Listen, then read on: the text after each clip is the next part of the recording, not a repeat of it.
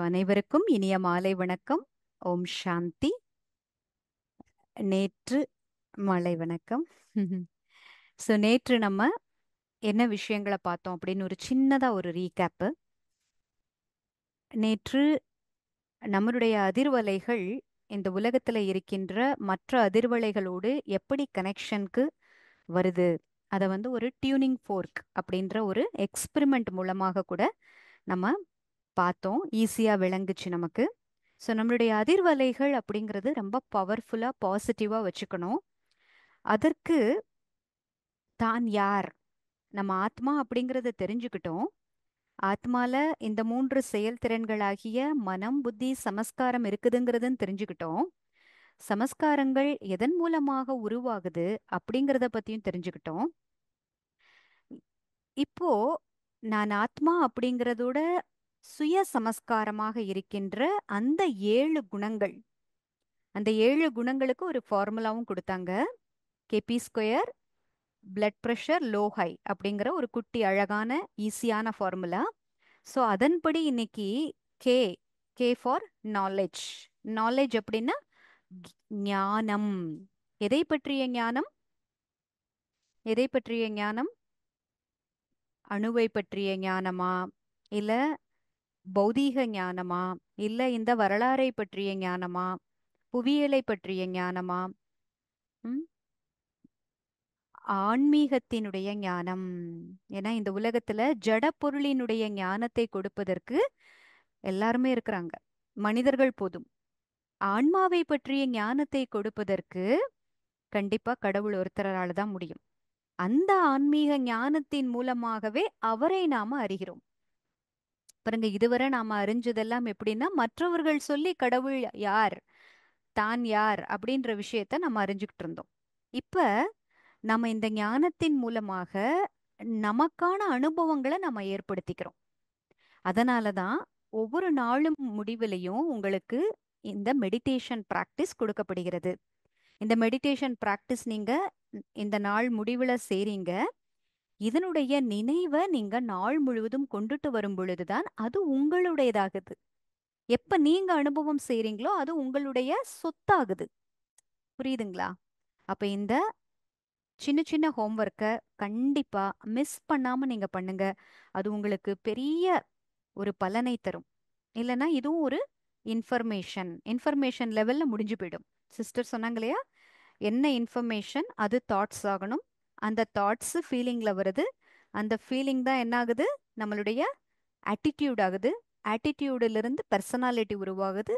பெர்சனாலிட்டியின் மூலமாக நம்ம டெஸ்டினி, பாக்கியத்தை நம்ம உருவாக்கிக்கிறோம். அந்த சைக்கிள் சைலக்ஷ்மி சிஸ்டர் சொன்னாங்க இல்லையா, ஞாபகம் இருக்குதா? அப்ப இந்த தகவல்கள் அப்படிங்கிறத நீங்க என்ன கொண்டுட்டு வரணும், பெர்சனாலிட்டி லெவலுக்கு கொண்டுட்டு வரணும்.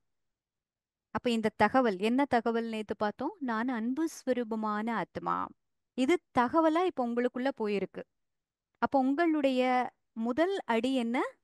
இதை எண்ணத்துல கொண்டுட்டு வர்றது. நம்ம வீட்ல இருக்கிறவங்களுக்கு, நம்ம ஃப்ரெண்ட்ஸுக்கு, நம்ம உற்றார் உறவினர்களுக்கு அன்புங்கிறத நம்ம காட்ட முடியும். ஆனால் எல்லா சூழ்நிலைகளிலும் எல்லாரிடமும் அன்பு அப்படின்ற ஒரு ஸ்வரூபத்தை கொண்டுட்டு வந்து அந்த அன்பின் அதிர்வலைகளை உருவாக்கணும். அதன் மூலமாக இந்த அட்மாஸ்பியர், இந்த வாயு மண்டலத்தை உருவாக்கணும். அதுதான் நம்மளுடைய கடைசியான கொள்கை, அதாவது லட்சியம். நம்முடைய லட்சியம் என்ன? நாம ஆத்மாவினுடைய சுய சமஸ்காரங்கள் எதுவோ அத உள்ள இருந்து நம்ம வெளியே கொண்டுட்டு வரோம். எப்படி கொண்டுட்டு வர்றது? எண்ணங்களா தான் கொண்டுட்டு வர முடியும். சரிதானே? புரியுதா? உள்ள இருக்கிறது தானே, சட்டியில இருக்கிறது தான் அகப்பையில வரும். அப்போ உள்ள இருக்கிறதுக்கு உள்ள போய் தான் நம்ம தேடணும். அப்ப ஆனா தேடுறதுக்கு கொஞ்சம் நம்ம நேரம் எடுத்துக்கணும், கவனம் எடுத்துக்கணும். நம்மளுடைய அந்த ஒரு சின்னதா ஒரு ஹார்ட் ஒர்க் பண்ணணும். அதை மறக்கக்கூடாது. திரும்பவும் திரும்பவும் நினைவுக்கு கொண்டுட்டு வரணும். ஏன்னா மேல நிறைய சமஸ்காரங்களினுடைய லேயர்ஸ் இருக்குது இல்லையா? நேத்து பார்த்தோம்ல, சமஸ்காரங்கள் எப்படிப்பட்ட லேயர்ஸ் எல்லாம் உருவாக்குது. ம் சில சமஸ்காரங்கள் சும்மா கடல் மணல் போல தட்டி விட்டா போயிடும். சில சமஸ்காரங்கள் உணர்வுகளோடு பிணைந்து இருக்குது, சென்டிமெண்ட்ஸா இருக்குது. சில சமஸ்காரங்கள் பிலீஃப் சிஸ்டமாக உருவாகி இருக்குது. சில சமஸ்காரங்கள் அவ்வளவு ஆழமா இருக்குது. சில சமஸ்காரங்கள் எப்படி இருக்குது? உப்பு தண்ணியை நம்ம கொதிக்க வச்சா அதை பிரிச்சிடலாம், ஈஸி. சில சமஸ்காரங்கள் அந்த வெள்ளை துணியில நல்ல ஸ்ட்ராங்கா கரை படிஞ்சிருது. அப்ப அதை நீக்குவதற்கு நிறைய முயற்சி செய்ய வேண்டியது இருக்குது. ம் அப்ப அந்த நிலை, ஒவ்வொரு சமஸ்காரத்தையும் நம்ம மாற்றுவதற்கான முயற்சியை தான் இந்த ராஜயோக தியானத்தின் மூலமாக கற்றுக்கொண்டிருக்கிறோம். ஏன்னா எல்லா சூழ்நிலையிலும் ஆத்மாவினுடைய ஒரிஜினல் வைப்ரேஷன் என்னவோ அதை நம்ம கொண்டுட்டு வந்துட்டோம்னா அப் அதற்கு பெயர் தான் நம்ம பாவ கர்மங்கள் நீங்குவதுன்னு அர்த்தம். ஒரு சூழ்நிலை வருது, ஒரு கதை மூலமா இந்த சூழ்நிலைய கொஞ்சம் விளக்கமா பார்க்கலாம். ஒரு சின்ன கதை மூலமா பார்க்கலாம், உங்களுக்கு நல்லா புரியும் சமஸ்காரங்களினுடைய தாக்கம் என்ன அப்படின்னு. ஒரு மனுஷன் இருக்கிறாரு, ஒரு மனிதர் இருக்கிறாரு. அவர் என்ன பண்றாரு, ஒரு பக்கத்து கிராமத்திலிருந்து தன்னுடைய கிராமத்துக்கு போயிட்டு இருக்கிறாரு. அங்க ஏதோ வேலை விஷயமா போயிருக்கிறாரு. போயிட்டு திரும்புறாரு. திரும்பும் பொழுதே கொஞ்சம் லேட் ஆயிடுது. அதாவது காலங்காத்தால போயிட்டு அடுத்த நாள் காலங்காத்தால கிளம்பி வந்துடலாம், கொஞ்சம் வெயில் வர்றதுக்கு முன்னாடியே நாம வீட்டுக்கு போய் சேர்ந்துடலாம் அப்படின்னு பிளான் பண்ணி போறாரு. ஆனா கொஞ்சம் லேட் ஆயிடுது. அப்ப கொஞ்சம் உச்சி வெயில் வந்துருது. தூரம் நடக்கணும்ல, அந்த காலத்துல நடந்து போவாங்க. ஆஹ் அப்போ உச்சி வெயில் வர்றதுனால கொஞ்சம் களைப்பா இருக்குது. தன் சோத்து மூட்டையெல்லாம் கட்டிட்டு தான் போவாங்க அப்பெல்லாம். ஸோ அந்த சோத்து மூட்டையை இறக்கி வச்சுட்டு சாப்பிட்றாரு. கொஞ்சம் இளைப்பாறலாம் அப்படின்னு நினைக்கிறவருக்கு நடந்து வந்த களைப்பு, அதோட சாப்பிட்டாங்க, உண்ட மயக்கம்ன்ற மாதிரி வந்துருது. சரி, கொஞ்ச நேரம் இப்படியே இந்த மரத்தடியில இந்த துண்டை விரிச்சு தூங்கலாம், ஒரு அரை மணி நேரம் படுத்துட்டு போகலாம் அப்படின்னு நினைச்சு துண்டை விரிச்சு படுத்து தூங்கிடுறாரு. பக்கத்திலேயே தன்னுடைய சோத்து மூட்டை இருக்குது. சோத்து மூட்டை மாதிரி தான் ஏதோ அங்கிருந்து வாங்கிட்டு வந்த பொருள், அந்த தான் எடுத்துட்டு வந்த உணவு, அதையெல்லாம் மூட்டையா கட்டியிருக்கிறார். ஒரு சைஸபிளா இருக்குன்னு வச்சுக்கோங்களேன். அதை பக்கத்திலேயே வச்சுட்டு தூங்கிடுறாரு. இப்ப அந்த வழிய ஒருத்தவங்க கடக்குறாங்க. யாரு கடக்குறாங்க அப்படின்னா, ஒரு திருடன் கடக்குறான். இந்த திருடன் பார்க்கறான், இந்த வழிப்போக்கன் படுத்து கிடக்கிறத பார்க்கறான். அவனுக்கு என்ன தோணுது அப்படின்னா, இந்த நேரத்துல மட்ட மத்தியானத்துல நடு காடு மாதிரி இருக்கிற இடத்துல போய் உக்காந்துருக்கிறாரே, நல்ல நேத்து முத நாள் நைட்டுல எதையாவது ஏதோ ஒரு வீட்டை பதம் பார்த்திருப்பான். அதான் மூட்டை கூட பார்த்தா பெருசா இருக்குது அப்படின்னு நினைக்கிறான். ஓகேயா? இப்படியே நினைச்சிட்டே அவன் மட்டும் அவன் போயிடுறான். அதுக்கப்புறம் சில பெண்கள் அந்த வழியா போறாங்க. அவங்க பார்த்துட்டு, பாரேன், இந்த நேரத்துல போய் சோம்பேறித்தனமா தூங்கிட்டு இருக்கிறான், வீட்டு வாசல பார்க்க வேண்டாமா அப்படின்னு சொல்லிட்டு அவங்களுக்குள்ள பேசிட்டு போயிடுறாங்க. அதுக்கப்புறம் ஒரு சாது, சன்னியாசின்னு சொல்லுவாங்க இல்லையா, சாது சன்னியாசின்னு சொல்லுவாங்க இல்லையா, அந்த மாதிரி ஒருத்தர் கிராஸ் பண்றாரு. அவரு பார்த்துட்டு, பாவம் என்ன களைப்போ தெரியல, ம் இந்த நேரம் உச்சி வெயிலா இருந்திருக்குல்ல, அதனால மேபி அவருக்கு கொஞ்சம் டயர்ட் ஆயிருக்கலாம். அதனால பக்கத்திலேயே தன்னுடைய எடுத்துட்டு வந்த பொருளை வச்சுட்டு அப்படி அசந்து தூங்குறாரு அப்படின்னு சொல்லிட்டு போறாரு. சோ இதுல இருந்து உங்களுக்கு என்ன விளங்குது? அவரவர்களினுடைய ம் ம் சொல்லுங்க. ஒவ்வொருவருடைய எண்ணங்களும் ஒவ்வொரு விதமாக இருக்கின்றது. ம் பாருங்க, ஒவ்வொருத்தருமே ஒவ்வொரு விதமான பர்சனாலிட்டி பர்சனாலிட்டியோட இருக்கிறாங்க. ஒவ்வொருத்தருமே ஒவ்வொரு விதமான அனுபவங்களை தன்னுடைய வாழ்க்கையில பார்த்திருக்கிறாங்க. அவர்களுடைய சமஸ்காரங்கள் அது மாதிரி உருவாகுது. திருடனுக்கு என்ன தோணும்?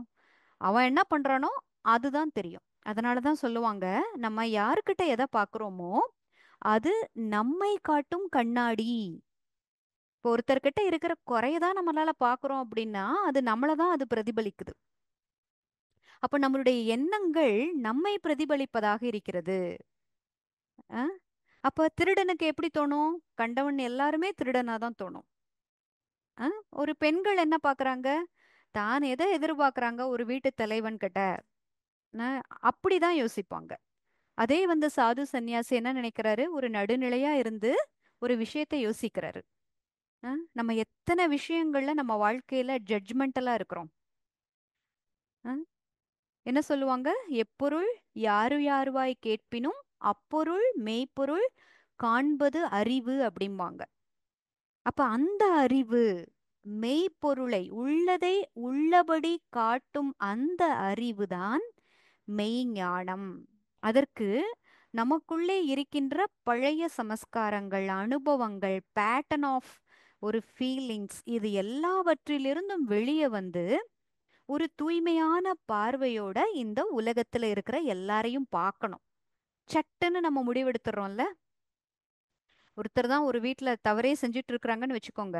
எதையாவது கீழே போட்டு உடைக்கிறவங்க அவங்க தான்னு வச்சுக்கோங்க. வீட்ல ஏதாவது கீழே போட்டு உடைஞ்சிருந்தா மொதல் அவங்கள தான் கூப்பிட்டு கேட்போம். கரெக்டா? கரெக்டா இல்லையா? ஆ. கரெக்ட் தான் சிஸ்டர். ஆ. ஆனா அந்த நேரத்துல வேற யாரோ தான் உடைச்சிருப்பாங்க அன்னைக்குன்னு பார்த்து. ஆனா நம்ம போய் அவங்க தான் பண்ணிருப்பாங்கன்னு சொல்லிட்டு நின்னு விசாரணை பண்ணுவோம். அப்போ பாருங்க, இந்த நீதியில கூட சொல்லுவாங்க, பல குற்றவாளிகளை நீங்கள் தண்டிக்காமல் விட்டுறலாம். பல குற்றவாளிகள், 100 குற்றவாளிகள் கூட தப்பிக்கலாம். ஆனால் ஒரு நிரபராதி தண்டிக்கப்படக்கூடாது. கேள்விப்பட்டிருக்கீங்களா இந்த கூற்றை? ஆயிரம்னு சொல்லுவாங்க. இன்ஃபேக்ட் 1000 குற்றவாளிகள் கூட தண்டனை பெறாமல் இருக்கலாம். ஆனால் ஒரு நிரபராதி தண்டனையை தண்டிக்கப்படக்கூடாது அப்படிங்கிறது நம்ம இந்தியன் பீனல் கோர்ட்டோட ஒரு இதாவே இருக்குது. என்ன சொல்றது, ஒரு சட்டமாகவே இருக்கிறது. ஒரு விஷயத்த அதை கண்டிப்பா அவங்க ஃபாலோ பண்ணுவாங்க. ஏன்னா இன்னைக்கு இந்த சட்டத்தின் மூலமாக ஒரு குற்றவாளி தப்பித்தாலும் அவனுடைய கர்ம வினையின் பயனை அவன் அனுபவிச்சே தான் தீருவான். ஆனா ஒரு நீதித்துறையில இருக்கிற மனிதர்கள், நீதியை, சட்டத்தை காக்கின்ற அவர்கள், தர்மத்தை காக்கின்ற அவர்கள், அவர்கள் அவர் ஒரு நிரபராதிக்கு தண்டனை கொடுத்தா அது எவ்வளவு பெரிய பாவமாயிடுது. அஹ் அப்போ அந்த அளவுக்கு நம்மளுடைய கண்ணோட்டம், ஒருத்தரை பற்றிய கண்ணோட்டம் தெளிவாக இருக்கணும். அப்படின்னா ஆத்மால என்ன வேணும்? தூய்மையின் சக்தி வேணும். சோ நம்ம இந்த ஞானத்தை கேட்பதன் மூலமாக நமக்கு என்ன கிடைக்குது? ஆத்மால தெளிவு கிடைக்குது. கல் புத்தி தெய்வீக புத்தியாக ஆகுது. ராமாயணத்துல அகலிகை அந்த கதை கேள்விப்பட்டிருக்கீங்களா? ராமருடைய பாதம் பட்ட உடனே கல்லாக இருந்த அகல்யா உயிர் பெற்றாள். கேள்விப்பட்டிருக்கீங்களாப்பா இந்த ஸ்டோரி? கேள்விப்பட்டிருக்கோம் சிஸ்டர். அப்ப கல்லுன்னா யாரு? கல்லுன்னா நிஜமாவே கல்லா? ஜடமாக இருக்கின்ற கல்லா? உண்மையிலேயே அது எதை குறிக்கிறது என்றால் ஆத்மா கல் புத்தியா ஆயிடுது. எதையும் அறியாத புத்தியாக ஆயிடுறது. பகுத்தறியும் சக்தி இல்லாம போயிடுறது. அப்பதானே சொல்லுவாங்க, உன் மண்டையில என்ன களிமண்ணா வச்சிருக்க, எதுவுமே ஏற மாட்டேங்குது சொல்லுவோம்ல. சொல் ஆ அப்போ அப்படிப்பட்ட கல்புத்தியாக இருக்கின்ற ஆத்மாக்கள் கிட்ட ராமருடைய வருகை பாதம் பட்ட உடனே என்ன ஆகுது? இந்த கல்புத்தி உயிர் பெற்று விடுகிறது, தெய்வீக புத்தியாக மாறுது, விழிப்புணர்வு வந்துருது. இங்க ராமர் அப்படின்னா ரெண்டு வழக்குல ராமரை சொல்லுவாங்க. ஒண்ணு சீதையினுடைய கணவர் ராஜா ராம், அந்த ராமர். இன்னொருத்தர் பரமாத்மாவையும் ராமர் அப்படின்ற ஒரு பேர்ல கூப்பிடுவாங்க. பாருங்க, ஆத்ம ராமா ஆனந்த ரமணா அப்படின்னு ஒரு பாட்டு கேள்விப்பட்டிருக்கீங்களா? ஆத்மா ராமா ஆனந்த ரமணா. கேள்விப்பட்டிருக்கீங்களா இந்த பாட்டு? கேள்விப்பட்டிருக்கீங்க. அப்ப ஆத்மாக்களினுடைய ராமன், ஆத்மாக்களினுடைய தலைவன். இன்னொரு பேர் என்னன்னா ராம் ராம் ராம் அப்படின்னு நீங்க சொல்லிட்டே வந்தீங்கன்னா ராம ராம ராம ஆராம், ஆராம் அப்படின்னு வரும். அதுல ராம ராம ராம ஆராம் அப்படின்னு வருதா? அந்த வார்த்தை வருதா? ஆராம் அப்படின்னு வருது. அந்த ஆராம் அப்படிங்கிறதுக்கு பொருள், ஹிந்தியில ஆராம் அப்படிங்கிறதுக்கு பொருள் என்னன்னா ஓய்வு, ரெஸ்ட். இந்த கொந்தளிக்கின்ற மனதிற்கு ஒரு அமைதியை கொடுக்கின்ற, அப்படிப்பட்ட ரெஸ்ட் கொடுக்கின்ற திலாராம், மனதினுடைய ராமர், மனதிற்கு ஓய்வு தருகின்ற அந்த இறைவனையும் ராமர் அப்படின்ற வழக்குல சொல்லுவாங்க. ஓகேங்களா? இது உங்களுக்கு ஒரு இன்ஃபர்மேஷனா இப்ப வச்சுக்கோங்க. ஏன்னா சில இடங்கள்ல ராமர் அப்படின்றது சொல்லப்படுவது அந்த ராமரை குறிக்கிறது, அந்த இறைவன் பரமாத்மாவை குறிக்குது. ம் சரிங்களா? அப்ப அக்கலிகை ஸ்டோரியில உண்மையிலேயே அகலிக்கைகள்லாம் யார் இப்போ? ஆத்மாக்கள். அஞ்ஞான இருள்ல இருக்கிற நாம எல்லாரும் தான் அகலிகைகள். நம்மளுக்கு இந்த ஞானத்தை இப்ப என்ன பண்றாரு? சொட்டு சொட்டாக தராரு. சிவலிங்கம் பார்த்திருக்கிறீங்களா? சிவலிங்கத்துக்கு மேல ஒரு சின்னதா ஒரு என்ன சொல்றது, ஒரு பானை மாதிரி இருக்கும். அதிலிருந்து நீர் சொட்டிக்கிட்டே இருக்கும். பார்த்திருக்கீங்களா? ம்.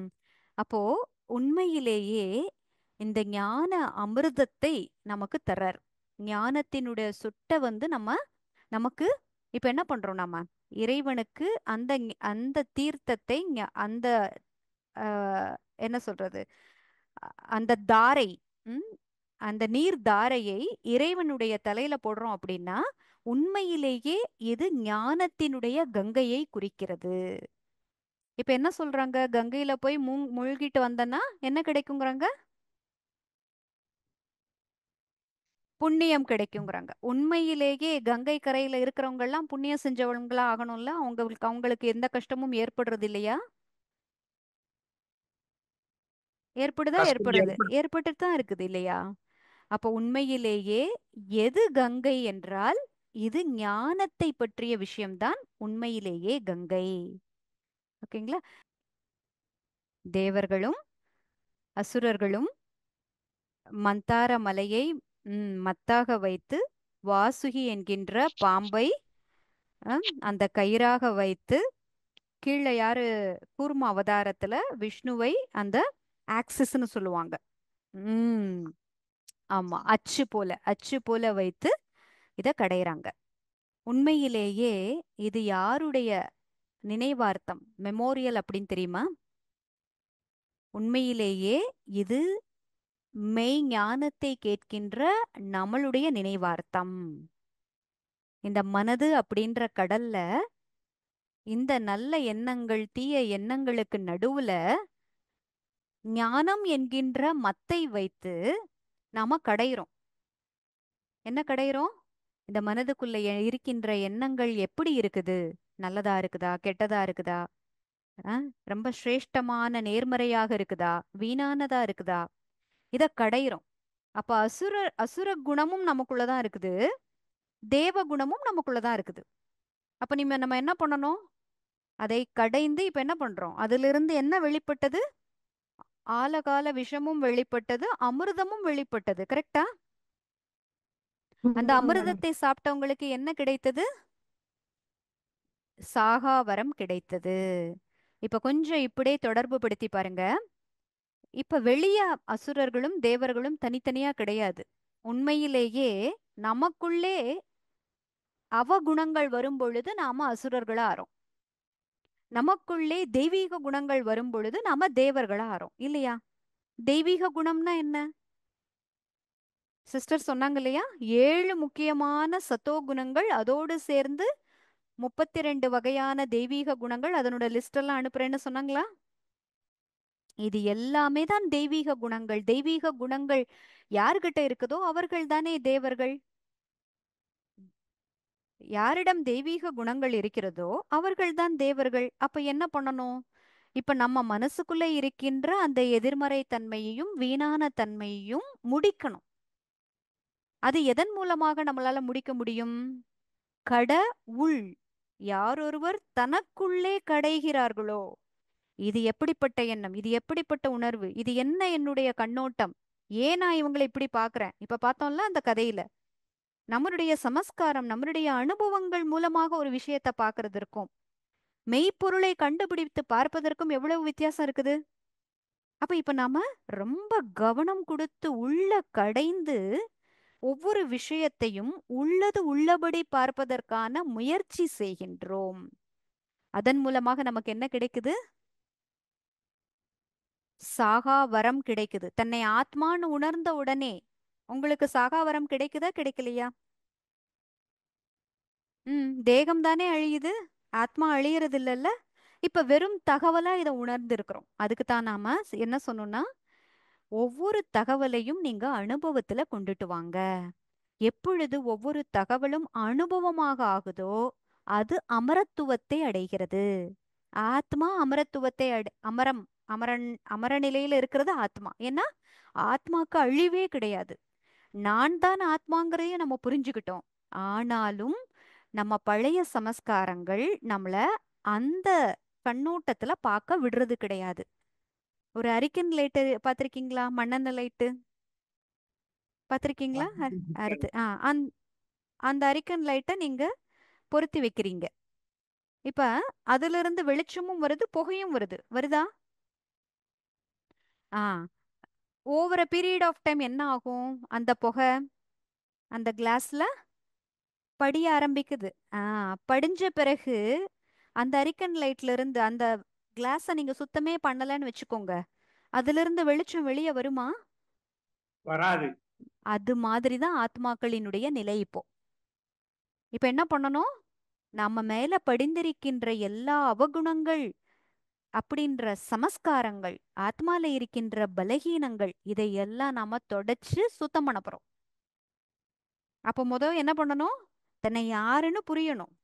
இந்த புகை மூட்டமா கரும் புகையா இருக்குது, எனக்குள்ள எந்த குணங்களுமே தெரியலையே, நான் எல்லாத்துக்கும் கோவப்படுறேன், எல்லாத்துக்கும் அப்செட் ஆறேன், எல்லாத்துக்கும் இரிட்டேட் ஆறேன், பயம் வருது, சந்தேகம் வருது, நான் தானா அது? அப்படியே நம்மள கொஞ்சம் உள்ள கவனிச்சு பார்த்தா பயமா இருக்குது நமக்கேவும். என்னடா இது, கவனிக்காம இருந்தா கூட பரவாயில்ல போல, நான் என்னையே பார்க்கும் பொழுது இவ்வளவா இருக்கு அப்படின்ற எண்ணங்கள் வருதா?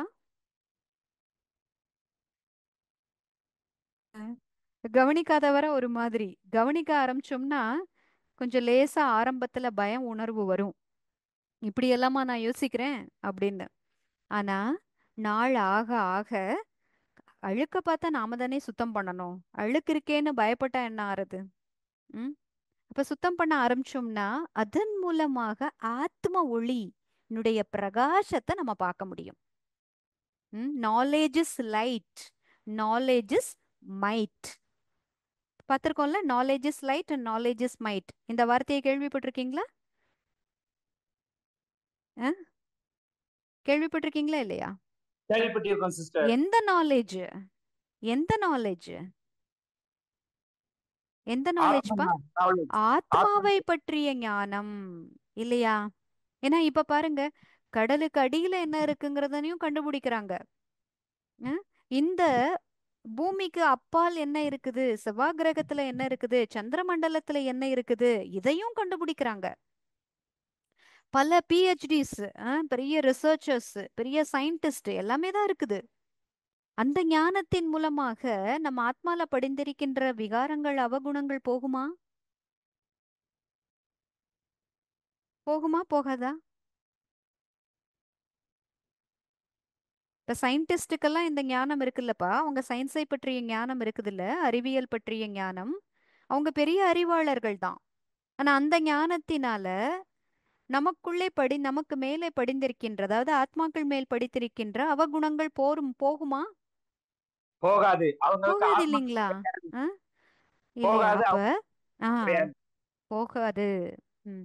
அப்ப இந்த ஆத்மாவினுடைய 7 குணங்கள்ல முதலாக சொல்லப்பட்டிருக்கின்ற அந்த நாலேஜ், நாலேஜ் அது எதை குறிக்கிறது? ஆத்ம ஞானத்தை பற்றி குறிக்கிறது.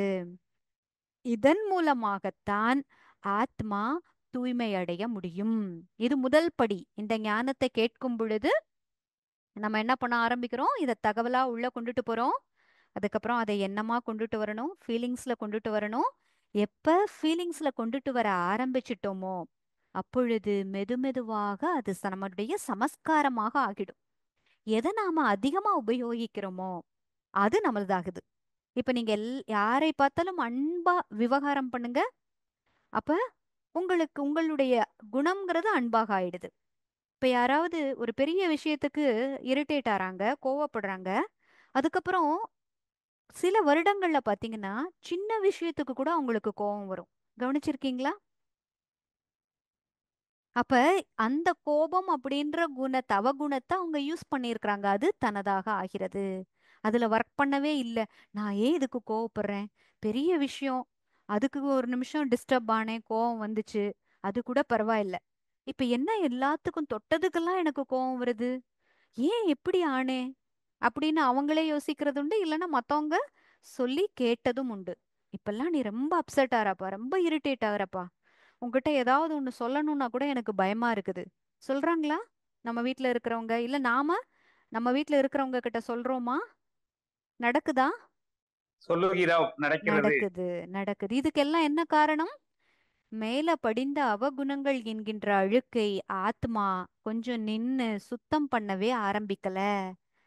அப்ப இப்படி ஆத்மாவினுடைய நிஜ குணங்கள், அந்த தன்மைகள், இதை அறிகின்ற நாம இப்ப நாம அந்த தகவலை நம்ம ஃபீலிங்கா கொண்டுட்டு வருவதற்கு செய்யும் முயற்சி தான் ராஜயோக தியானத்தினுடைய முதல் மற்றும் மிக முக்கியமான படி. இந்த படியை நீங்க கரெக்டா ஸ்டெப் எடுத்து வச்சிருந்தீங்க தான் அடுத்தடுத்த ஸ்டெப்பை உங்களால எடுத்து வைக்க முடியும். இப்ப நீங்க இந்த பிராக்டிஸ நாளைக்கு வரும் பொழுது செய்வீங்களா? செஞ்சு உங்களுடைய அனுபவத்தை ஷேர் பண்ணுவீங்களா? கண்டிப்பா செய்யுங்க. இன்னும் கூட நிறைய நிறைய நல்ல நல்ல அனுபவங்கள் உங்களுக்கு ஏற்படும். அப்ப அது உங்களுக்கு திரும்பவும் அதை செய்யணும் அப்படின்ற ஒரு உத்வேகத்தையும் கொடுக்கும். அப்ப ஞானம் அப்படிங்கிறது இந்த ஆன்மீகத்தின், அதாவது தான் ஆத்மா என்கின்ற ஞானம். இதுல அது மட்டும் கிடையாதுங்க, அடுத்தடுத்து நிறைய விஷயங்கள் இருக்குது. நாலேஜ் அப்படிங்கிறது தான் மற்ற அனைத்து குணங்களினுடைய சோர்ஸ், ஆதாரம். எப்படி சூரியனினுடைய சக்தியானது இந்த உலகத்தில் இருக்கின்ற அனைத்து ஜீவராசிகளுக்கும் ஆதாரமா இருக்குது. பாருங்க, இன்னைக்கு ஒரு நிலக்கரியின் இருந்து எலக்ட்ரிசிட்டி தயாரிக்கிறாங்க. இந்த நிலக்கரி எப்படி உருவாச்சு? அப்படியே கொஞ்சம் பின்னாடி போய் பாருங்க. நிலக்கரி எப்படிப்பா உருவாச்சு? தாவரங்கள் இருக்க எல்லாம் காடுகளை அழித்து ஆ பூமியில தாவரங்களினுடைய தாவரங்கள் பூமியில போய் அது பிரஷர்னாலையும் வெப்பத்தினாலையும் நிலக்கரியா மாறுது. அது தாவரத்திலிருந்து உருவானதுதான். பெட்ரோல் பாருங்க, பெட்ரோல் எல்லாம் என்னது? தாவரத்திலிருந்து வந்ததுதான். பல நூறு வருடங்களாக பூமிக்கு அடியில போன பெரிய பெரிய காடுகள், அந்த தாவரங்கள் என்ன ஆகுது? அது அப்படியே அதிகமான அழுத்தத்தினாலும் உயர்ந்த வெப்பநிலையினாலும் பெட்ரோல் ஆகுது, நிலக்கரியா ஆகுது. அந்த நிலக்கரி தான் இன்னும் அதிகமான வெப்பம் மற்றும் அழுத்தத்திற்கு உட்படும் பொழுது என்ன ஆகுது? வைரமாக மாறுகிறது. வைரமாகிறது. சூப்பர். அப்ப இன்னைக்கு நம்மள பார்க்கும் பொழுது நிலக்கரி மாதிரி கூட தோணலாம். ஆனா உண்மையிலேயே நம்ம யாரு? வைரம். அதற்கான அந்த முயற்சிக்கு நம்மள உட்படுத்திக்கணும். ம் நிலக்கரி மாதிரி நம்ம இல்ல கண்டிப்பா. இப்ப வைரத்தின் மேல தூசி படிஞ்சுக்குன்னு வச்சுக்கலாம். சரிங்களா? வைரத்தினுடைய சில பாகங்கள், ஃபேசஸ்னு சொல்லுவாங்க. வைரத்துக்கு கட்ஸ் இருக்குல்ல, ஃபேசஸ் இருக்குல்ல, முகங்கள் இருக்குதுல்ல, ஏதோ அந்த முகம் ஆமா, அந்த சில முகங்கள் எப்படி இருக்குதுன்னா கொஞ்சம் குற்றம் குறையுடையதாக இருக்குது. அதை நம்ம சரி பண்றோம்னு வச்சுக்கலாமே. நிலக்கரி அளவுக்கு இல்ல நம்ம. இல்லைன்னா இந்த ஞானமே ஏறாது. இந்த அளவு உட்காரக்கூட முடியாது. வைரம் மாதிரி தான் இருக்கிறோம். ஆனா வைரத்து மேல நிறைய தூசு அழுக்கு படிஞ்சிருக்கு. இப்ப கொஞ்சம் சில தூசுகள் எப்படி இருக்கு? சும்மா வாயால உஃப்னு ஊதுனா பறந்து போற மாதிரி இருக்குது. சில நல்லா கரை படிஞ்சு இருக்குது. ம் அப்ப இந்த ஞானத்தின் மூலமாக நமக்குள்ளே படிந்திருக்கின்ற இந்த கரைகளை நம்ம புரிஞ்சுக்கிறோம். அதை புரிஞ்சாதானே துடைக்க முடியும். கிறிஸ்டியானிட்டில என்ன சொல்லுவாங்கன்னா, ஜீசஸ் கிரைஸ்ட் வந்து உலகத்தில் இருக்கின்ற எல்லா ஆத்மாக்களின் பாவ சுமையை தான் எடுத்துக்குவாரு அப்படிங்கிறாங்க. அஹ், யாரோட பாவ சுமையை யார் எடுக்க முடியும்? முடியுமா? முடியவே முடியாது.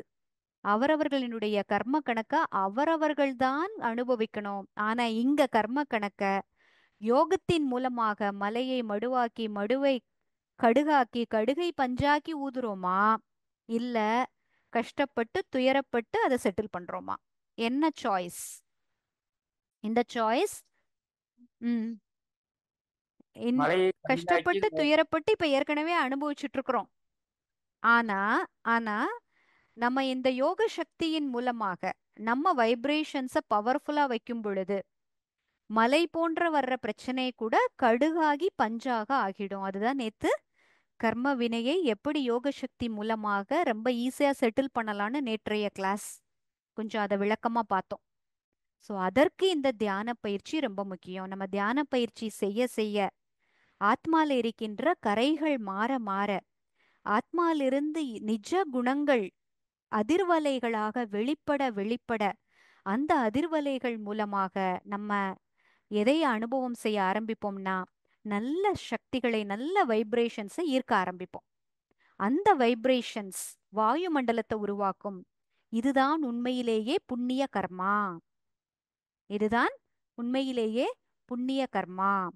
அப்ப நம்ம பாவத்தின் பயனாக வருகின்ற ஒரு விஷயம் நம்ம முன்னாடி வந்தா கூட இந்த அதிர்வலைகள் அந்த கஷ்டம் கொடுக்கிற ஆத்மாவுக்கும் மனசுல எதையோ தான் பெற்றதாக அனுபவம் செஞ்சு அவங்களும் நம்மள கஷ்டப்படுத்தாம போயிடுவாங்க. ம் நமக்கு கஷ்டம் கொடுத்த நாம யாருக்கோ கஷ்டம் கொடுத்துருக்குறோம். இப்ப அவர்களுக்கு நன்மை செஞ்சுட்டோம்னு வச்சுக்கோங்க. அவங்க நாம் கொடுத்த கஷ்டத்தை மறந்துடுவாங்கல்ல, மன்னிச்சிடுவாங்கல்ல. எப்படி நினைப்பாங்க? ஏதோ தப்பும் தவறுமா தெரியாம செஞ்சிருப்பாங்க. நம்ம நிறைய நல்லது செஞ்சுட்டோம்னு வச்சுக்கோங்க. அவங்களுக்குள்ள இவங்க நல்லவங்க தான், ஏதோ தெரியாம செஞ்சுட்டாங்க. அப்ப நாம செய்த தவறை அவங்க மனதிலிருந்து அகற்றியாச்சுன்னா நம்ம கர்மா முடிஞ்சிருச்சு. கரெக்டா இல்லையா? நம்ம கல்ல எரிஞ்சோம், அந்த கல்லை அவங்க வச்சிருக்கிறாங்க.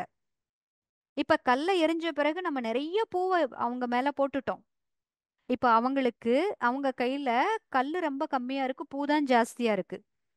அப்ப அவங்களும் நம்மளுடைய அந்த நல்ல ஒரு மனதை புரிஞ்சுக்கிட்டாங்கன்னா, இந்த இப்ப அவ எப்பயோ ஒரு தடவை அப்படி கல்ல எரிஞ்சிட்டாங்க, இப்ப திரும்பவும் நம்ம எரியணுமா என்ன, இவ்ளோ பூ கொடுத்துருக்காங்களே அப்படின்னு சொல்லிட்டு நம்மள பூஜிக்க ஆரம்பிச்சிருவாங்க. நாம எதை எரிகிறோமோ அதுதான் நமக்கு திரும்பவும் வருகிறது. அப்ப நமக்குள்ளே இருக்கின்ற அந்த வைப்ரேஷன்ஸை நம்ம முழுமையா மாற்றும் பொழுது தீ வினைகள் வந்தா கூட அது எப்படி சிலுவையில அறையிற மாதிரி வலியை கூட வெறும் சின்னதா எறும்பு கடிச்ச மாதிரி தான் நமக்கு அனுபவமாகும். கொடுக்கணும்னு நினைக்கிறவங்களால கூட கொடுக்க முடியாது. அப்படிப்பட்ட அந்த ஒரு நன்மையை அவங்களுக்கு நம்ம சூக்ஷ்மமா செஞ்சுடுவோம். புரியுதுங்களா இந்த பாயிண்ட்? ம். புரியுது சிஸ்டர். ஓகே. அப்ப இந்த ஆன்மீக ஞானத்தினுடைய சோர்ஸ் என்ன அப்படின்னா அது பரமாத்மா தான். ம். இந்த ஆன்மீக ஞானத்தின் மூலமாகத்தான் நம்மளை பற்றியே நாம் அறிகின்றோம். ஓ, நான் அப்படிப்பட்ட சக்தி வாய்ந்த ஆத்மாவா? அப்படிப்பட்ட பேரானந்தத்தை நான் என்னால அனுபவிக்க முடியுமா? அந்த ஸ்வரூபமாகவா நான் இருக்கிறேன்? அமைதியை தேடி நான் எங்கேயுமே அலைய வேண்டியது இல்லையா? நான் அன்பு சுரூபமான ஆத்மாவா? இப்படி ஒவ்வொரு விஷயமும் இந்த ஞானத்தின் மூலமாக தான் நமக்கு கிடைக்குது. அப்ப ஞானம்தான் எல்லாவற்றிற்குமான ஆதாரம். இந்த படைப்பை பற்றியும் படைப்பவரை பற்றியும் நமக்கு இது சொல்லித் தருது. பரமாத்மா யார்? இந்த உலக சக்கரம் என்ன? இது எல்லாம் தான் இந்த ஆன்மீக ஞானம். ம். யாரால இப்படிப்பட்ட படைப்பினுடைய இந்த உண்மையை சொல்ல முடியும் அப்படின்னா யாரு படைப்பவரா இருக்கிறாரோ அவர்தான் இந்த உண்மையை சொல்ல முடியும். கரெக்டா இல்லையா? படைப்பவர் யாரோ அவரால தானே இந்த படைப்பை பத்தி சொல்ல முடியும். ம். சரிதான் சிஸ்டர், கரெக்ட் தான். ம். சொல்லுங்க பிரதர். ஆ, ஓகே. அப்போ இந்த ஞானத்தின் மூலமாக, இந்த ஞானத்தை நமக்கு கொடுப்பதன் மூலமாக நம்மை பற்றி நாம தெரிஞ்சுக்கிறோம். ஆ, நாம விகாரமற்ற நிலையை அடைகின்றோம். நிர்விகாரின்னு ஒரு வார்த்தை இருக்குது. நிர்விகாரி அப்படின்னா விகாரமற்ற தன்மை. ஆத்மா முழுமையான தூய்மையை அடைகின்ற தன்மை. அதற்கு ஆதாரம் என்ன? ஞானம். அந்த ஞானத்தின் மூலமாக கல்லா இருந்த புத்தி தெய்வீக புத்தியா மாறிடுச்சு. இப்ப தெய்வீக புத்தியின் கண் கொண்டு நம்ம நாமளையே கவனிக்கிறோம். இது நல்ல குணமா, இது அவகுணமா? எந்த சூழ்நிலை வந்தாலும் நம்ம நல்ல குணத்தை தான் உபயோகிக்கணும். ஏன் அவகுணத்தை நம்ம கையில எடுக்கணும்? இப்படிப்பட்ட பகுத்தறியும் சக்தி இந்த ஞானத்தின் மூலமாக கிடைக்குது. இந்த ஞானத்தின் மூலமாக மனதின் அதாவது ஆத்மாவினுடைய மூன்று செயல்திறன்கள்ல புத்தியினுடைய செயல்திறனை நாம என்ன பண்றோம், முடுக்கி விடுறோம். ஞானம்ங்கிறது புத்திக்கு உணவு. ஞானம்ங்கிறது என்ன? புத்திக்கு உணவு. எப்படி இந்த உடலுக்கு நாம உணவு சாப்பிடுறோமோ அதன் மூலமாக உடலானது வலுப்பெறுகிறதோ, அதுபோல இந்த ஆன்மீக ஞானம் நமது புத்திக்கான உணவு. அப்ப நம்ம என்ன பண்றோம், இப்போ புத்தியினுடைய தசைகளை மசில்ஸை வந்து நம்ம டெவலப் பண்றோம். என்ன பண்ணோம் அப்போ? எந்த சூழ்நிலை வந்தாலும் புத்தி மேலோங்கும். ஒரு தவறு நடக்கும் பொழுது புத்தி மேலோங்கி அந்த விஷயத்த நமக்குள்ளேயே சொல்லுச்சு அப்படின்னா நம்ம என்ன பண்ணுவோம்? புத்தி சொல்றதை கேட்க ஆரம்பிப்போமா, ஆரம்பிக்க மாட்டோமா? ம்? ஆரம்பிப்போம். புத்தி சொல்றதை. ஆரம்பிப்போம். புத்தி சொல்றதை கேட்க ஆரம்பிப்போம். அதனால இந்த ஞானம்தான் அனைத்து பிராப்திகளினுடைய ஆதாரம். மற்ற அனைத்து தெய்வீக குணங்கள் எல்லாமே இந்த ஞானத்தினுடைய ஆதாரத்துல தான் கிடைக்குது. நம்ம உண்மையிலேயே மிகவும் தூய்மையான, அமைதியான, சந்தோஷமான, அன்பான, சக்தி வாய்ந்த ஆத்மாக்கள். இந்த அனுபவத்தை நாம கொண்டுட்டு வர வர நமக்குள்ளே இருக்கின்ற ஆத்ம உணர்வு வெளிப்படைய ஆரம்பிச்சிரும். எனவே ஞானம்தான் எல்லாவற்றிற்கும் ஆதாரம். புரியுதுங்களா? ஞானம் அப்படிங்கிறது எவ்வளவு முக்கியம்? நீங்க அந்த ஞானத்தை தான் இப்போ ரொம்ப ஆர்வமா கேட்டுட்டு இருக்கிறீங்க. இந்த ஞானத்தின் மூலமாகத்தான் உங்களுக்கு அடுத்தடுத்த எல்லா நல்ல குணங்களும் ஆத்மாக்குள்ள இருக்கின்ற அந்த சுய சமஸ்காரங்கள் வெளிப்பட ஆரம்பிக்கும். ஓகேயா? அப்ப ஃபர்ஸ்ட் கேபி ஸ்கொயர்ல கே பார்த்துட்டோம். K for knowledge. இந்த நாலேஜ் பௌதீக ஞானம் கிடையாது, ஜட பொருளின் ஆதாரம் ஞானம் கிடையாது, சயின்ஸ் கிடையாது. இது ஸ்பிரிச்சுவல் சயின்ஸ். இது ஆன்மீக ஞானம். இதன் மூலமாக ஆத்மால இருக்கின்ற பாவ கர்மங்கள், சமஸ்காரங்கள், பலகீனங்கள் இது எல்லாமே ஒழிகின்றது, அழிக்கப்படுகிறது. ஓகே, அடுத்து கேபி ஸ்கொயர்ல ஃபர்ஸ்ட் பி என்ன? பியூரிட்டி. பியூரிட்டினா என்ன? தூய்மை. என்ன தூய்மை இது? நல்லா மார்கோ சோப்பு இல்ல ஹமாம் சோப்பை போட்டு குளிச்சு, வெள்ளை வெளேர்னு ஷர்ட்டை போட்டுட்டு ட்ரெஸ்ஸை போட்டுட்டு வந்துட்டோம். பவுடரை பூசிட்டு கம்ம கம்மன்னு ஒரு சென்ட் அடிச்சிட்டு பக்கத்துல வரும்பொழுதே அப்படி ஃப்ரெஷ்ஷா, அதுதான் தூய்மையா? அது உடல் தூய்மை. இது ஆத்ம தூய்மையாக வேண்டும்.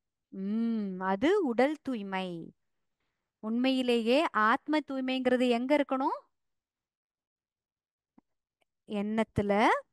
அப்புறம் உள்ளுணர்வு, ஃபீலிங்ஸ். பாருங்க, சில பேர் பாருங்க, உள்ள ஒண்ணு வச்சு புறம் ஒன்று பேசுவாங்க. நம்ம வீட்டுக்கு யாராவது வந்துட்டாங்கன்னு வச்சுக்கோங்க, கரெக்டா நம்ம டின்னர் அப்பதான் செஞ்சு வச்சிருப்போம். நம்ம எதிர்பார்க்காத நேரத்துல அவங்க வந்திருப்பாங்க. டைனிங் டேபிள்ல தட்டெல்லாம் கூட வச்சிருப்போம். சாப்பாடு பரிமாறி சாப்பிடல, அவ்வளவுதான், வந்துட்டாங்க. வந்து உட்கார்றவங்க 5 நிமிஷம் உட்காருவாங்க, பார்த்தா 5 10 நிமிஷம் ஆகுது, 10 20 நிமிஷம் ஆகுது. இந்த நேரத்துல நம்ம டிஃபன் நேரத்துல வந்திருக்கிறாங்க, டின்னர் டைம்ல வந்திருக்கிறாங்க, நம்ம ஆஃபர் பண்ணாமே இருக்க முடியாது. அப்போ உள்ள ஒரு போராட்டமே நடக்குது. சொன்னா இப்ப நான் புதுசா செய்யவா, இல்ல சும்மா சொல்லவா? சொன்னா உட்காந்துட்டா என்ன பண்றது? அப்போ உள்ள நம்ம சொல்லலாம், ஆனா அவங்க இல்ல இல்ல, நான் அப்படி பிளான் பண்ணி வரல, ஏற்கனவே சாப்பிட்டுட்டோம், போய் சாப்பிட்டுக்கிறோம், ஏற்கனவே சமைச்சிட்டு வந்திருக்கணும், ரொம்ப சந்தோஷம். ஆனா கேட்காம எப்படி இருக்கிறது? உள்ள அவங்க என்ன எண்ணம் போகுது?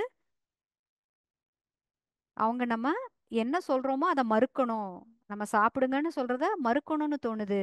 ஆனா வெளியே எப்படி பேசுறோம்? வாங்க சாப்பிடலாம், உட்காருங்க. ஆனா உள்ள என்ன நினைக்குது? மனசு என்ன நினைக்குது?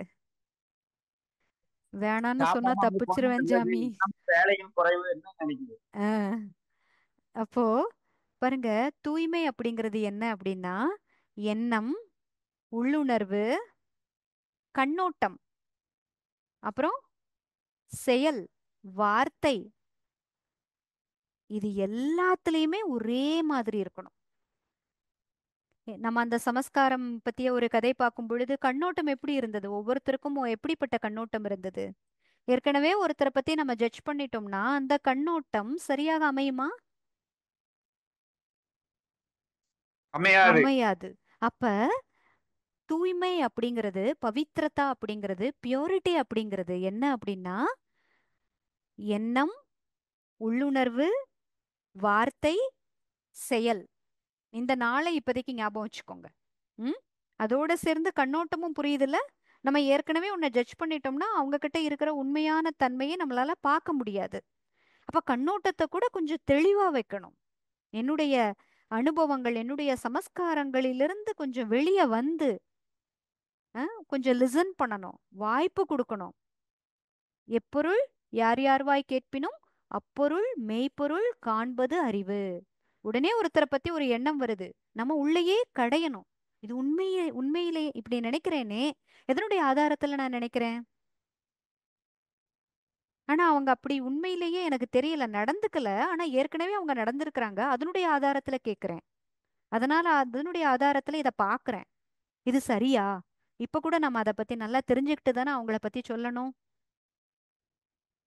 அப்ப தூய்மை வர வர யாரையும் ஜட்ஜ் பண்ண மாட்டோம். நம்ம உள்ளுணர்வை கிளீனா வச்சிருப்போம். யாரை பற்றிய எந்த ஜட்ஜ்மெண்டல் தாட்டும் இருக்காது. ஒருத்தர் ஒரு தவறை செஞ்சிருக்கிறாங்கன்னு வச்சுக்கோங்களேன், அந்த தவறுக்கு முன்னாடி அவங்கள பத்தி என்ன நினைச்சோமோ அதே மாதிரி அவர்கள் செய்த தவறுக்கு பின்னாடியும் அவங்கள நினைக்கணும். அப்படின்னா என்ன அர்த்தம்? இந்த ஆத்மா ஏதோ ஒரு சந்தர்ப்ப சூழ்நிலையினால இந்த விஷயத்தை இப்படி இப்படி செஞ்சுது, அப்படி நடந்துக்கிட்டது. அவங்களுடைய கர்மத்தையும் ஆத்மாவையும் பிரிச்சு பார்க்கிற தன்மை.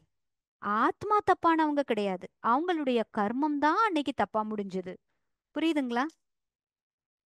ஒரு ஆத்மா ஒரு சின்னதா ஒரு திருட்டு செஞ்சிருச்சுன்னு வச்சுக்கோங்க. அன்றைக்கு அந்த ஆத்மாவினுடைய கர்மம் தவறாக முடிந்தது. ஆனா அந்த ஆத்மா பக்கா திருடன் அப்படின்னு நம்ம மனசுக்குள்ள நினைக்க கூடாது. ரெண்டுக்கும் வித்தியாசம் இருக்குதுல்ல? இருக்குதா இல்லையா? இருக்கு சிஸ்டர். ஆ சந்தர்ப்ப சூழ்நிலைகள், நிறைய விஷயங்கள் தொடர்பு இருக்குது. அவங்க ஏற்கனவே திருட்டு தொழில் செய்து கொண்டிருக்கின்ற, சமஸ்காரமே திருட்டாக ஆயிருக்கின்ற ஒரு ஆத்மாவா இருக்கணும் அப்படின்னு எப்படி நம்ம முடிவு பண்ணோம் ஒரே ஒரு விஷயத்துல, ஒரே ஒரு சூழ்நிலைய பார்த்து? அப்போ ஒவ்வொரு முறையும் நம்ம விசாரிக்கணும்ல, இது இப்படி நடந்தது, உண்மையிலேயே நம்ம அவங்க மேல குற்றம் சாட்டிடலாமா தீர விசாரிக்காம, புரிஞ்சுக்காம, உண்மை நிலை அறியாம? அப்படி எந்த ஒரு சூழ்நிலையிலும் உண்மை நிலையை அறிகின்ற அந்த அளவு எண்ணம், சொல், அதுக்கப்புறம் கர்மம், உள்ளுணர்வு, பார்வை எல்லாத்தையும் தூய்மையா வச்சு ஒவ்வொருத்தரையும் பார்க்கின்ற அந்த தன்மைதான் ஆத்மாவினுடைய பவித்திரதா. அதுபோல தனக்குள்ளே எந்த விதமான எதிர்மறை எண்ணங்கள், வீணான எண்ணங்களை உருவாக்காத அளவிற்கு அப்படி ஒரு சக்தி கிடைச்சிரும். தூய்மைதான் உண்மையிலேயே ஆத்மாக்கு கிடைக்கின்ற சுகத்திற்கும் அமைதிக்குமான தாய்ன்னு சொல்லலாம். ஒரு நம்ம ஆத்மா ஆத்ம உணர்வுல, அதாவது ஆத்மார்த்தமா நமக்கு ஒரு சந்தோஷம் ஏற்படுது, ரொம்ப திருப்தியா நிம்மதியா அப்படின்ற அனுபவம் ஆகுதுன்னா அதற்கு ஆதாரமே தூய்மைதான். தூய்மை இல்லாத உள்ளத்துல சுகத்தையும் சாந்தியையும் அனுபவம் செய்ய முடியாது. ம்? இது வெறும் உடல் தூய்மையை பற்றிய விஷயம் கிடையாது. ம்? இது நல்லா புரிஞ்சிருச்சா? ஒவ்வொரு எண்ணமும் எப்படி இருக்கணும்? ரொம்பவுமே உயர்ந்த எண்ணமாக, ஹோலியாக இருக்கணும். ம்? எண்ணங்கள் வந்து நம்மளுடைய மனதினுடைய உடனடி ஒரு கிரியேஷன். மனது அப்படிங்கிறது என்ன அப்படின்னா, நம்ம என்னவா இருக்கிறோமோ அதனுடைய பிரதிபலிப்பு, இல்லையா? ஆரம்பத்திலேயே பார்த்தோம்ல, நம்ம ஒருத்தரை ஒருத்தரோட குறைகளை பார்க்கிறோம் அப்படின்னா நம்ம மனதில் இருக்கின்ற அழுக்கு ரிஃப்ளெக்ட் ஆகுதுன்னு அர்த்தம். நம்ம ஒருத்தர்கிட்ட இருக்கிற நன்மையை பார்த்தோம் அப்படின்னா நாம நம்ம மனக்கண்ணாடியின் மூலம் அந்த ஃப்ரீக்வன்சியை நாம வெளிப்படுத்துறோம். டியூனிங் ஃபார்க்கு எக்ஸாம்பிள் பார்த்தீங்கல்ல, நமக்கு என்ன வைப்ரேஷன் இருக்கோ அந்த வைப்ரேஷனுடைய விஷயங்கள் நமக்கு வாழ்க்கையில கண்ணுக்கு புலப்படும், மனதிற்கு டச் ஆகும். அப்போ ஒருத்தர்கிட்ட இருக்கிற குற்றங்கள் மட்டும் நமக்கு நிறைய தெரியுது அப்படின்னா நம்ம ஃப்ரீக்வன்சிய பெரும்பாலும் அந்த மாதிரி வச்சிருக்கோம்னு அர்த்தம். அப்ப தூய்மை அப்படிங்கிறது நம்ம எண்ணங்கள், நம்மளுடைய கண்ணோட்டம், பார்வை. பார்வைன்னா இந்த கண் மூலமாக, புறக்கண்கள் மூலமாக பார்க்கின்ற பார்வை கிடையாது, அகக்கண்கள் மூலமாக பார்க்கின்ற பார்வை திருஷ்டின்னு சொல்லுவாங்க. மனதினுடைய பார்வை. ஓகேங்களா? அந்த பார்வை. அப்புறம் நம்மளுடைய உணர்வு, ஃபீலிங்ஸ், உள்ளுணர்வு. ஒருத்தரை பத்தி நாம என்ன ஜட்ஜ் பண்ணி வச்சிருக்கிறோம், என்ன என்ன ஒரு ஸ்டாம்பை குத்தி வச்சிருக்கிறோம், அதை உள்ள கொண்டுட்டு போய் வச்சிருந்தோம் அப்படின்னா அது நம்மள அங்கேயே அசுத்தமாக்கிடுது இல்லையா? அப்போ உள்ளுணர்வு. அப்புறம் வார்த்தை, கர்மம், செயல், எல்லாத்துலேயும் பியூரிட்டி, எல்லாத்துலேயும் உயர்ந்த விஷயமா பார்க்கறது, உயர்ந்த விஷயமா செய்யறது. நம்மளுடைய உயர்ந்த எண்ணங்கள்னால, உள்ளுணர்வினால மற்றவர்களுடைய குறைகளையும் அவர்கள் நீக்கும் அளவுக்கு தூய்மையாக இருக்கிறது. ஒருத்தர் ரொம்ப பியோரா இருக்கிறாங்கன்னு வச்சுக்கோங்களேன், அவங்க பக்கத்துல வர்றவங்களுக்கு ஒரு இன்ஸ்பிரேஷன் ஏற்படுது, இவங்கள மாதிரி நம்ம ஆகணும். நினை நினைப்பு வருமா வராதா? வருமா வராதாப்பா? வரும் சிஸ்டர். ம் ம் அப்ப உண்மையிலேயே பியூரிட்டி என்றால் இந்த எல்லா விஷயங்கள் தான். இந்த ஆத்மா அப்படிங்கிறது ஒரு கான்ஷியஸ் லைட். ஆத்மாங்கிறது என்ன? ஒரு உயிரோட்டம் உள்ள ஒரு எனர்ஜி, ஒரு பிரகாசம். இந்த உயிரோட்டம் உள்ள இந்த பிரகாசத்துல நம்ம தூய்மையை கொண்டுட்டு வர வரதான் எப்படி இருக்கும்? ஆத்மா சுடர்விட்டு எரியும். மகர ஜோதி ஏத்துறாங்க, திருவண்ணாமலை தீபம் ஏத்துறாங்க. அதை விடுங்க, வீட்டுல ஏதாவது ஒரு ஃபங்க்ஷன்னா விளக்கு ஏத்துறாங்க. இந்த விளக்கு எதை குறிக்கிறது?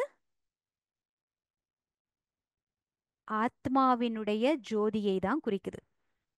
எந்த ஒரு காரியமும் நல்ல முறையில நடக்கணும்னா ஆத்மால தூய்மை வேணும், ஆத்மால ஒளி வேணும், ஆத்மால பிரகாசம் வேணும். அப்ப உள்ளுவதெல்லாம் உயர்வுள்ளல். எந்த சூழ்நிலையிலையும் தவறான பாதையில போயிடக்கூடாது. சத்தியத்தின் பாதையில போகும் பொழுது நமக்கு வெற்றி நிச்சயம்.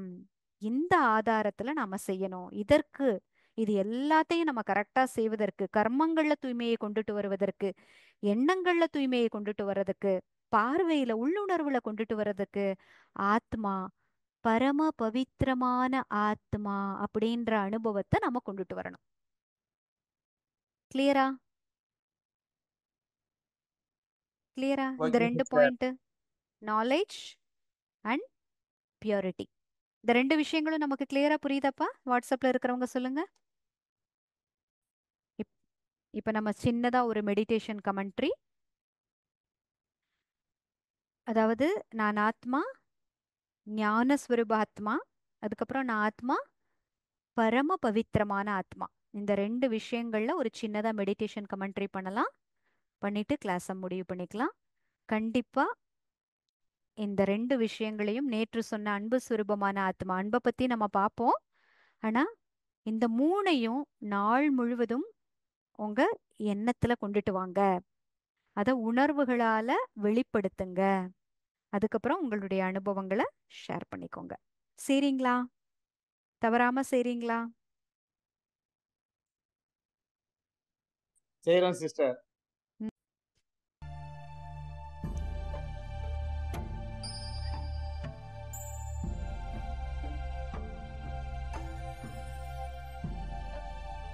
எனது அனைத்து கவனத்தையும்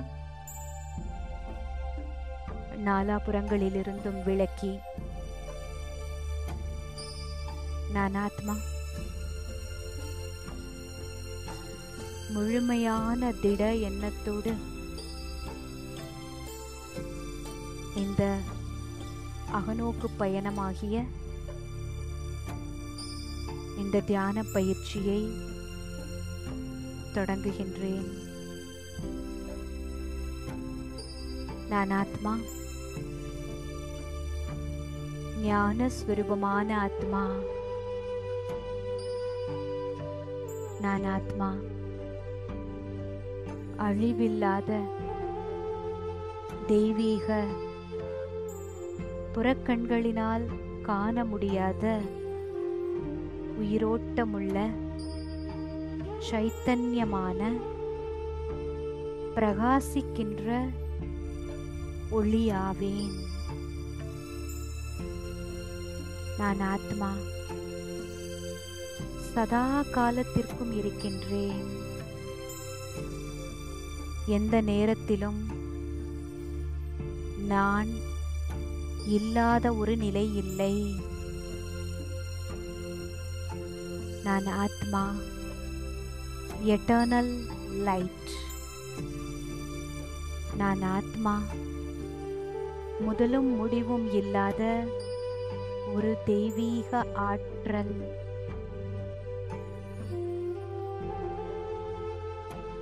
நான் ஆத்மா, இந்த ஷரீரத்தில் வந்து காரியங்களை செய்கின்றேன்.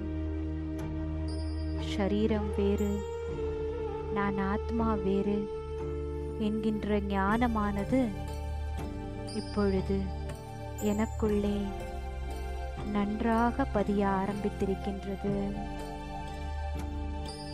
நான் யார்? இறைவன் யார்? இந்த உலக நாடக சக்கரம் என்பது என்ன?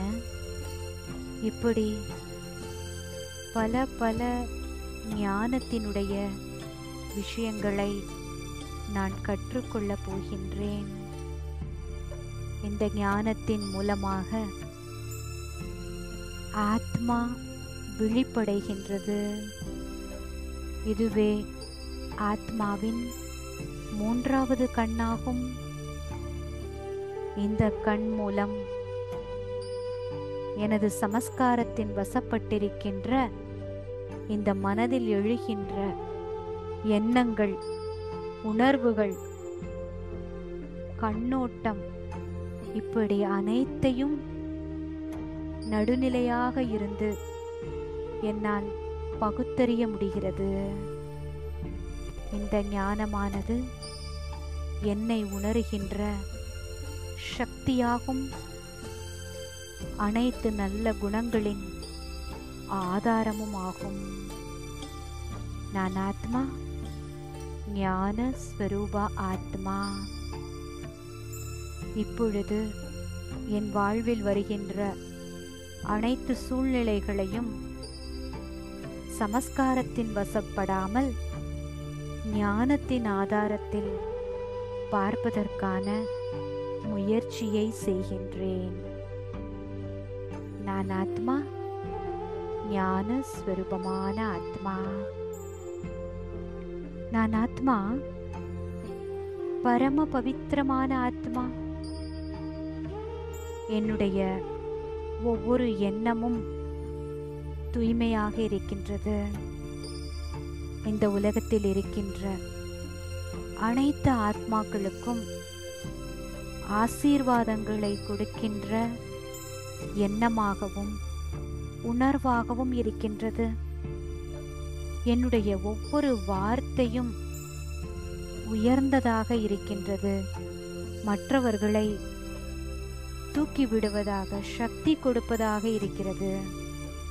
எந்த விதமான சிறிய எதிர்மறைத்தன்மையின் கரையும் என்னுடைய எண்ணங்களில் இல்லை. நான் ஆத்மா, என்னுடைய எண்ணம், என்னுடைய உணர்வு, என்னுடைய வார்த்தை, என்னுடைய கண்ணோட்டம், இப்படி அனைத்தையும் மிகவும் தூய்மையாக வைத்திருக்கின்றேன். அனைவருக்கும் நல்ல ஆசிகளை, நல்ல விருப்பங்களை கொண்டிருப்பதுதான் தூய்மை என்பதை நான் புரிந்து கொண்டு விட்டேன். நான் ஆத்மா, பரம பவித்ர ஆத்மா. ஓம் சாந்தி, ஓம் சாந்தி, ஓம் சாந்தி.